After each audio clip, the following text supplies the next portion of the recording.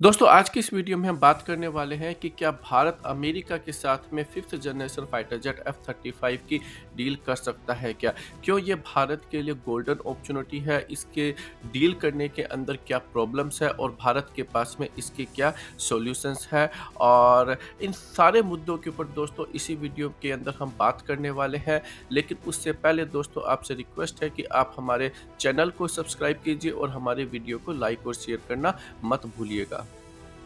दोस्तों ये वीडियो थोड़ा-सा लंबा होने वाला है, इसलिए आपसे रिक्वेस्ट करते हैं कि आप इसको लास्ट तक ज़रूर देखना। इस F-35 की डील के हर एस्पेक्ट पर हम इस पर बात करने वाले हैं। और अब सबसे पहले बात करते हैं कि भारत को आखिर F-35 fifth generation fighter jet की क्यों ज़रूरत है? सबसे पहले तो दोस्तों भारत के पास में अपना खुद का कोई भी फिफ्थ जनरेशन फाइटर जेट नहीं है और चाइना के पास में already J-20 fifth generation fighter jet है और उसको बड़ी मात्रा के अंदर उसका प्रोडक्शन भी कर रहा है। और चाइना ने अपना दूसरा fifth generation fighter jet J-35 भी डेवलपमेंट स्टेज में है। इसके अलावा दोस्तों चाइना ने सिक्स्थ जनरेशन फाइटर जेट के ऊपर भी काम करना स्टार्ट कर दिया है और उसकी भी फर्स्ट फ्लाइट थोड़े ही दिनों पहले हुई थी।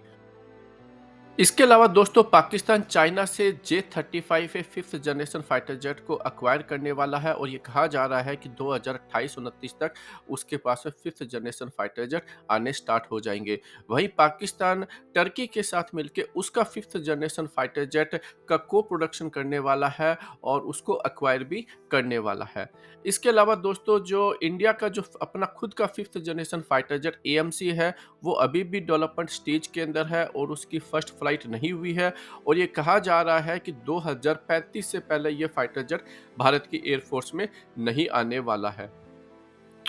इसके अलावा दोस्तों भारत का खुद का मीडियम कैटेगरी का 4 प्लस जनरेशन फाइटर जेट जिसको कि हम तेजस MK2 के नाम से जानते हैं उसकी भी अभी तक फर्स्ट फ्लाइट नहीं हुई है और इसको भी प्रोडक्शन स्टेज पर जाने में दोस्तों अभी कम से कम 5 से 7 साल आसानी से लगने वाले हैं। और ये कहा जा रहा है दोस्तों कि चाइना के पास में लगभग 1000 से ज़्यादा फिफ्थ जनरेशन के फाइटर जेट 2035 तक होंगे और वहीं भारत के पास में अगर आज की स्थिति देखते हैं तो कोई भी फिफ्थ जनरेशन का फाइटर जेट नहीं होगा। इसके अलावा दोस्तों भारत अभी भी 4 प्लस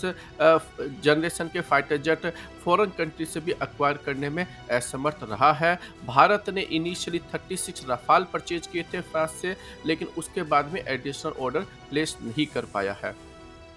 इसके अलावा दोस्तों भारत की जो एयरफोर्स है उसके पास में अभी भी लॉन्ग रेंज की air to air BVR missile China और पाकिस्तान के कंपैरिजन उनकी जो मिसाइलें हैं PL-15 और PL-16 उससे अभी भी रेंज के मामले में काफ़ी कम पड़ती है और नंबर्स के मामले में भी कम पड़ती है। भारत की खुद की अस्त्र मिसाइल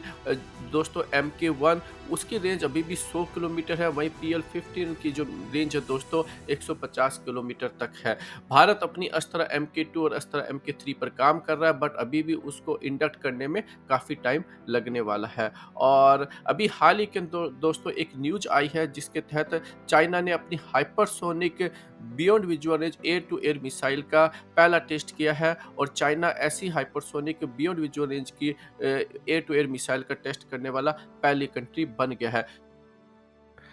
अब इससे पता चलता है दोस्तों भारत के दोनों पड़ोसी देश पाकिस्तान और चाइना इनफैक्ट टर्की जैसी कंट्री भी बहुत जल्दी फिफ्थ जनरेशन फाइटर जेट्स को बड़ी संख्या के अंदर अपनी एयरफोर्स के अंदर इंडक्ट कर रही है और भारत बहुत लंबे समय तक बिना फिफ्थ जनरेशन फाइटर जेट के अब नहीं रह सकता है।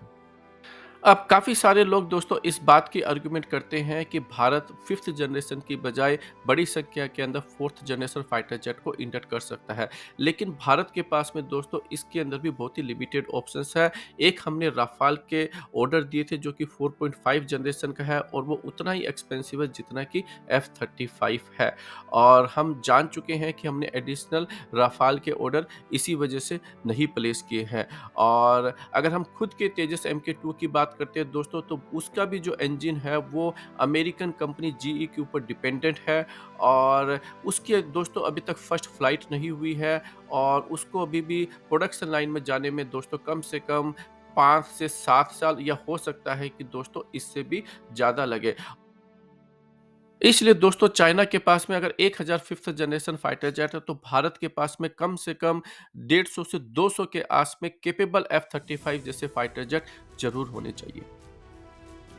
अब काफ़ी सारे लोग दोस्तों इस बात को भी करते हैं कि ये बहुत ही एक्सपेंसिव ऑर्डर होगा और भारत को अपनी इंडस्ट्री को बढ़ावा देने के लिए अपने 5th जनरेशन फाइटर जेट के ऊपर इतनी अमाउंट खर्च करनी चाहिए। देखिए अगर हम केवल आत्मनिर्भर के ऊपर डिपेंडेंट रहेंगे तो आज भारत के पास में जितने भी फाइटर जेट है, जितने भी चाहे टैंक्स हो, चाहे गन्स हो, अगर हम इन सब को लेते हैं दोस्तों, अगर हम केवल आत्मनिर्भरता के ऊपर ही अगर डिपेंडेंट होकर बैठे रहेंगे तो भारत के पास में आज कोई भी वेपन सिस्टम्स नहीं होता है, क्योंकि ये सारे वेपन सिस्टम्स दोस्तों फॉरेन कंट्री से ही एक्वायर किए गए हैं। और साथ साथ में दोस्तों भारत ने पिछले 75 सालों में अपनी रिसर्च और डेवलपमेंट को भी जो है चालू रखा है। तभी भारत आज तेजस MK-1A जैसे फाइटर जेट बना पाया है, जोरावट जैसे टैंक जो है वो बना पा रहा है, भारत के पास में अग्नि जैसी मिसाइलें हैं। अगर भारत और 10 साल वेट करता है तो इसकी क्या गारंटी है कि चाइना और पाकिस्तान के साथ में भारत का वॉर नहीं होने वाला है। और अगर ये मान लेते हैं कि भारत 10 साल के बाद में 5th जनरेशन फाइटर जेट को इंडक्ट करना स्टार्ट कर देता है, तब तक पाकिस्तान के पास में ऑलरेडी 50-60 से ज़्यादा 5th जनरेशन होंगे और चाइना के पास में 1000 से ज़्यादा 5th जनरेशन फाइटर जेट होंगे। जब हम 5th जनरेशन फाइटर जेट को इंडक्ट करेंगे तो चाइना जो है हमसे बहुत ही आगे निकल चुका होगा और उस टाइम पर भारत की एयरफोर्स चाइनीज एयरफोर्स के सामने बिल्कुल ही ऑब्सोलीट हो चुकी होगी। और अब बात करते हैं कि क्यों भारत अमेरिका से F-35 डील को कर सकता है। देखिए, अभी अमेरिका के राष्ट्रपति डोनाल्ड ट्रंप है और आप सभी जानते हैं कि वो बिजनेसमैन है और उनको बेसिकली अपनी कंट्री के लिए पैसे चाहिए और भारत जो है उसको F-35 की ज़रूरत है और भारत जो है इसके लिए एक कैपेबल फाइटर जेट की डील अमेरिका के साथ में कर सकता है, जिससे डोनाल्ड ट्रंप जो है वो खुश हो जाएँगे और भारत जो है उसके अपने जो ट्रेड रिलेशंस है उनको भी इस डील के तहत जो है अच्छा कर सकता है। अब यहाँ पर एक प्रॉब्लम आएगी दोस्तों कि भारत के जितने भी जो वेपन सिस्टम्स हैं वो सारे रशियंस है और ख़ास करके भारत के जो रडार सिस्टम्स है और S-400 एयर डिफेंस सिस्टम्स है दोस्तों, ये सारे रशियन सिस्टम्स है और ऐसी सिचुएशन के अंदर अमेरिका भारत को अपना F-35 नहीं देने वाला है, क्योंकि उसकी जो टेक्नोलॉजी होगी दोस्तों उसके लीक होने में और रशियंस जो है उनको इस टेक्नोलॉजी के बारे में इंफॉर्मेशन मिल सकती है। तो भारत इसके लिए अब क्या कर सकता है, अब आगे इसी बात के ऊपर हम चर्चा करने वाले हैं। आप सभी जानते हैं दोस्तों कि भारत की जो बॉर्डर है वो चाइना और पाकिस्तान के साथ में बहुत ही लंबी बॉर्डर है। भारत जो है वो एक पर्टिकुलर एरिया के अंदर अपने रशियन सिस्टम्स को हटा सकता है और वहाँ पर केवल अमेरिकन सिस्टम्स, जैसे कि मान लीजिए एयर डिफेंस सिस्टम्स और फाइटर जेट दोनों अमेरिका के तैनात कर सकता है और धीरे धीरे दोस्तों भारत जो है वो रशियन सिस्टम से पीछा छुड़ाकर अमेरिकन सिस्टम्स को जो है एक्वायर कर सकता है और इसको बढ़ा सकता है। बेसिकली भारत को इनिशियली दोस्तों अपने जो अमेरिकन सिस्टम्स है उनको रशियन सिस्टम से अलग रखना पड़ेगा और हो सकता है ये भारत के लिए जो है आने वाले सालों के अंदर एक अच्छी डील बन सकती है और इन सिस्टम्स को दोस्तों भारत जो है आसाम या अरुणाचल प्रदेश ऐसे एरिया के अंदर डिप्लॉय कर सकता है जिसके ऊपर चाइना की बहुत बड़ी नज़र है। और साथ में दोस्तों भारत रशिया से भी उसके भी जो S-400 या दूसरे जो Su-57 जैसे फाइटर जेट्स है वो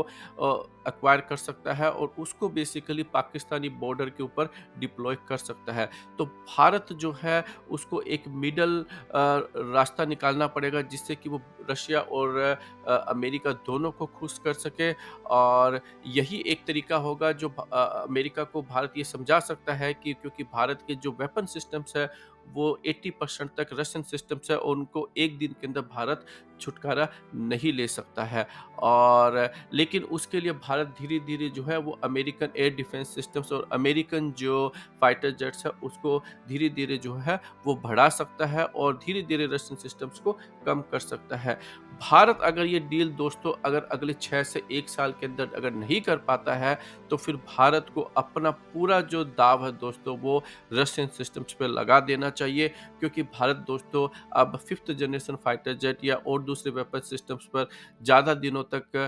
अमेरिका के ऊपर डिपेंडेंट होके और उसका वेट नहीं कर सकता है। आज के इस वीडियो में दोस्तों इतना ही। आप बताइए आपको ये वीडियो कैसा लगा? आप अपनी ओपिनियन कमेंट सेक्शन में ज़रूर बताइए और हमारे चैनल को सब्सक्राइब करना मत भूलिएगा।